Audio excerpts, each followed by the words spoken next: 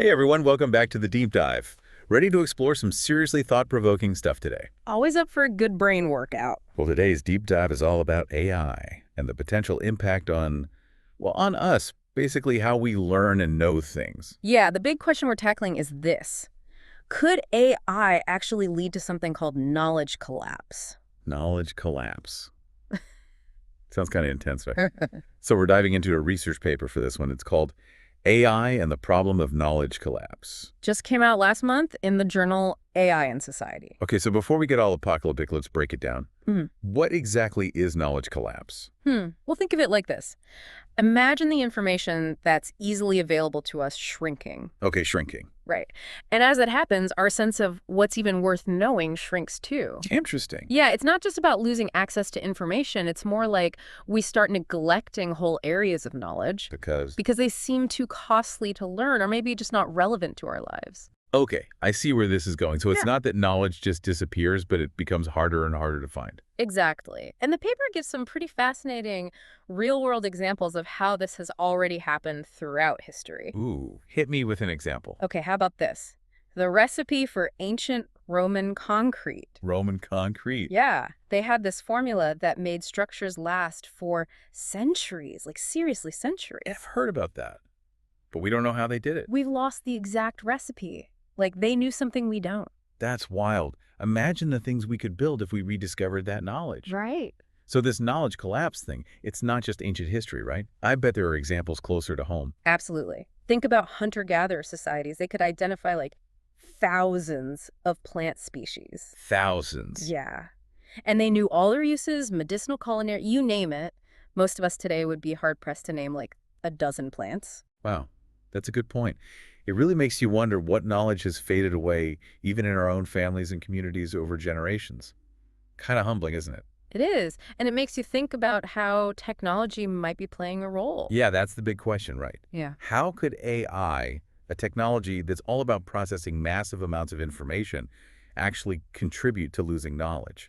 Seems counterintuitive. It does. But the paper digs into how AI processes information, and it all comes down to a phenomenon called popularity bias in recommender systems. Popularity bias. Is that like how social media algorithms show us what's already trending or going viral? Exactly. AI tends to prioritize information that's common in its training data. It's like AI is saying, hey, everyone's looking at this, so it must be important.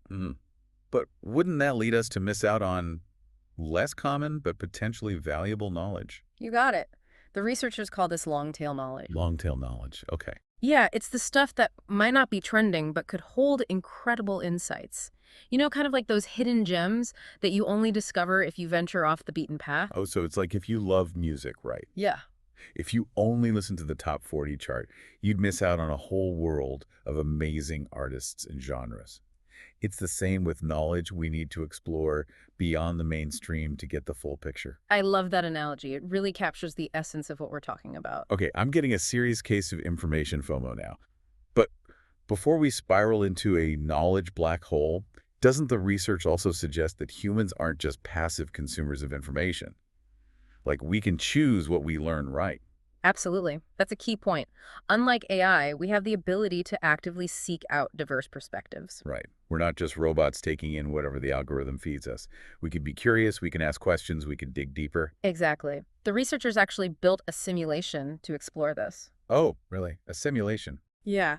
They asked, could humans prevent knowledge collapse if given the choice between two types of knowledge? One, traditional, which is more costly to obtain but more diverse, and the other, AI-assisted, which is cheaper but potentially limited.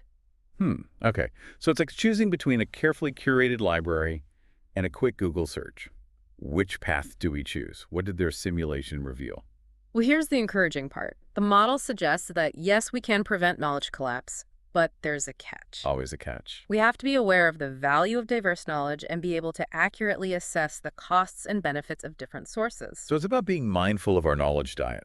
Love that. Are we just grabbing the quick and easy stuff, or are we making a conscious effort to explore a variety of sources, to get different perspectives? You nailed it. It's like anything else, you need a balanced diet to be healthy, and that includes your information intake. So the big question is, how do we become more aware of what we're consuming and where it's coming from? Because let's be honest, AI is already shaping so much of what we see and hear online. You're right, and that's where things get even more interesting and maybe a little bit concerning, because the research also delves into how AI, especially something called large language models or LLMs, could further influence our access to knowledge. Okay, LLMs, I've heard of those. Give me a quick refresher. Sure, think of LLMs as the brains behind a lot of the AI we interact with every day. Okay. They're what power chatbots write articles, even generate code. Right. They're trained on massive amounts of data, which allows them to generate human quality text and answer questions in a seemingly intelligent way. Okay, that makes sense. But how does this tie back to knowledge collapse? Well, here's the thing. LLMs are really good at remembering and recalling frequently occurring information, what researchers call central knowledge. So the stuff that's already popular and widely known. Exactly. But when it comes to less common or long tail knowledge, they can struggle.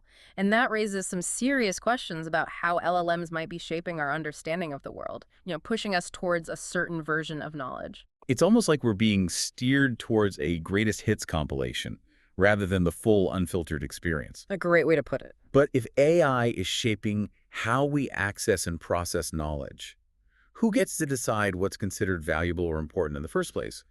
Is it the algorithms? Or do we still have a say in shaping our collective knowledge landscape? That's the million-dollar question, isn't it? And one that deserves a deeper dive. It really does. It gets to the core of how we understand the world and even ourselves. And you know what? The paper actually brings up some fascinating historical parallels. Like, how about this? Back in the 12th century, when books started becoming more widespread, some scholars actually saw them as a threat to knowledge. Wait, really?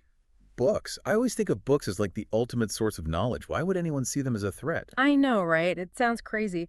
But there was this scholar named Ye Mengte, and he argued that books actually led to a decline in memorization and careful study. He thought they were contributing to errors being repeated and like a decline in real scholarship. Wow. It's like that age-old debate about whether Google is making us stupid, except way back in the 12th century. That's fascinating. It is, and it seems like with every new technology that changes how we access information, there's this fear that we're losing something essential about how we learn and know things. Speaking of new technologies, Yeah. the paper also talks about Plato's Phaedrus dialogue, where he questions whether the shift from oral traditions to written texts was actually a good thing. Oh, yeah, that's a classic. He was worried it would harm memory, reflection, wisdom. Yeah. And it's such a timeless question, isn't it? And it feels even more relevant today with how digital platforms and social media shape so much of what we see and hear. Oh, absolutely. Like algorithms and filter bubbles, they already influence our online experiences so much. They really do. It's almost like we're constantly being nudged towards information that confirms what we already believe instead of being exposed to different perspectives. Ugh, tell me about it. I know I've fallen into those rabbit holes of personalized content where everything just reinforces my existing views. It can be hard to break out of that. We all have. It's so easy to get stuck in those echo chambers. And that's where AI gets really interesting, or maybe a little concerning. Remember how we were talking about model collapse earlier? Yeah, where AI, trained on AI-generated data, can actually end up losing information diversity. Like it's just recycling the same stuff over and over again. Exactly. It's like if you only ever listened to one radio station, Yeah. eventually you'd start to think that their playlist was all the music that existed. Uh-huh, yeah. But imagine that happening with our knowledge. We'd end up with a very narrow and potentially inaccurate view of the world. Right. So it's a real concern. Okay, so we've talked about how AI has this potential to narrow our knowledge and maybe even reinforce our existing biases. But how can we actually tell if it's happening? Can we measure knowledge collapse in a concrete way? That's a great question, and the researchers actually propose several methods for measuring the diversity and representativeness of AI outputs. It's all about making sure the AI isn't just giving us a skewed or limited view of things. So like a diversity check for algorithms. Exactly. For example, imagine you ask an LLM to list all the human languages in the world. You could then compare its output to a comprehensive list of all known languages to see if it's including a diverse range or just focusing on the most commonly spoken ones. Okay, so if the AI only listed like English, Spanish, Mandarin, and a handful of others, that would be a red flag. Exactly. It would suggest that the AI is prioritizing central knowledge, the most commonly occurring information, while neglecting the long tail of less common but equally important knowledge. Got it. Okay, I'm starting to see how these measurements could help us identify potential knowledge collapse. But did the researchers actually test this out? Did they see how real AI models performed on these diversity checks? They did. They conducted this really cool study where they tested several different LLMs, including some of the big names you might have heard of: GPT 3.5 Turbo, Claude 3 Sonnet, Gemini Pro, Llama 270B. Wow, the all-stars. Right. And they asked these models a question about philosophical perspectives on well-being and then analyzed how diverse and representative their responses were. Interesting. So how they do? Did these fancy AI models pass the diversity test? Well, the results were a bit of a mixed bag.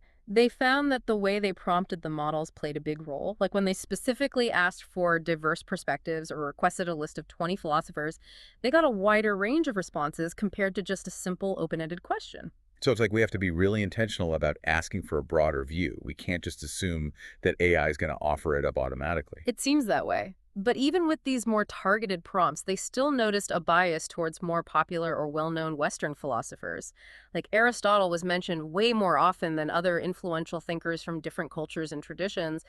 It's like the algorithm is giving us the Billboard Top 100 of philosophy, even when we ask for a deeper cut. A perfect analogy. Okay, it's starting to feel like this knowledge collapse thing is a real possibility. To be honest, I'm getting a bit overwhelmed by all these potential pitfalls of AI. Is there any hope? Can we do anything to mitigate these risks? Absolutely. The good news is that the paper doesn't just end on a doom and gloom note. It actually concludes with a whole discussion of potential solutions and areas for further research. There is. It's not all doom and gloom, I promise. Okay, good, because I was starting to feel a little bit like an AI was going to come steal all my knowledge. No worries. But it is important to be aware of these risks and to think about how we can use AI responsibly. So let's dive into those solutions, shall we? Let's do it. Give me some hope here. Okay, so one key takeaway from the paper is this. It's not about ditching AI altogether. Okay, that's good to hear. Right. It's more about using it wisely. And a big part of that is making sure we don't become completely reliant on AI. It's like anything else, you need balance. So yeah, use AI, but make sure it doesn't become your only source of information. So like a balanced diet, but for knowledge. Exactly. Diversify your sources. Don't just gobble up whatever the AI algorithm is serving. Seek out different perspectives. Makes total sense. And they actually suggest a ratio for every 100 people reading an AI-generated summary, there should be at least one person digging into the original source material. Oh, interesting. Like a knowledge fact checker. Exactly. We need those critical thinkers, those knowledge detectives who can spot potential biases or gaps in the AI's understanding. Love that, knowledge detectives. Okay, so how do we actually encourage more of that deeper engagement with knowledge? Well, the paper gets into some really fascinating ideas, and it even suggests that governments could play a role. Yeah, how so? Well, they argue that governments could provide public subsidies to protect what they call tail knowledge. Tail knowledge. What's that? It's those less popular but potentially valuable areas of knowledge that might get neglected by, market forces. Oh, I see. So like knowledge that's not necessarily profitable, but still important for society? Exactly. It's similar to how governments support things like academic research or the arts, which might not always be commercially viable, but are essential for a thriving society. Right. It's about recognizing that some knowledge is just too important to be left solely to the whims of the market. Couldn't have said it better myself. Mm-hmm. And speaking of market forces, the paper also highlights the impact of AI on journalism. With more and more news being generated, or at least summarized by AI, we need to be extra mindful of how this might affect the journalists who do the hard work of original reporting. Yeah, absolutely. We need to protect quality journalism in the age of AI. I mean, who's going to uncover those hidden truths and hold power accountable if we're all just reading AI-generated summaries? We need those investigative reporters out there digging deep. Yes. 1,000 times yes. And another key recommendation from the paper is to be really cautious about building what they call recursively dependent AI systems. Recursively dependent. That sounds a little bit scary. What does that even mean? So it's those scenarios where one AI is generating content based on the output of another AI, creating kind of an AI echo chamber. Oh, wow. So it's like an AI game of telephone where the information just gets more and more distorted with each retelling?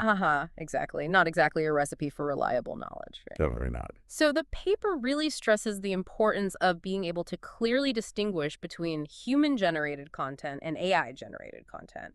Like preserving access to unmediated texts and original sources. Things like well-designed retrieval augmented generation systems could help with that. So it's not just about creating new AI models. It's also about protecting and valuing the vast amount of knowledge that humans have already created. 100%. It's like making sure the library doesn't get lost in the rush to build the newest, flashiest digital archive. I love that analogy. It really captures the essence of what we're talking about. So it's not just about fact-checking AI-generated content for accuracy, but also considering its representativeness, its diversity of perspectives, its potential biases. Hmm. It's about asking, is this AI giving us the full picture or just a narrow slice of reality? You got it.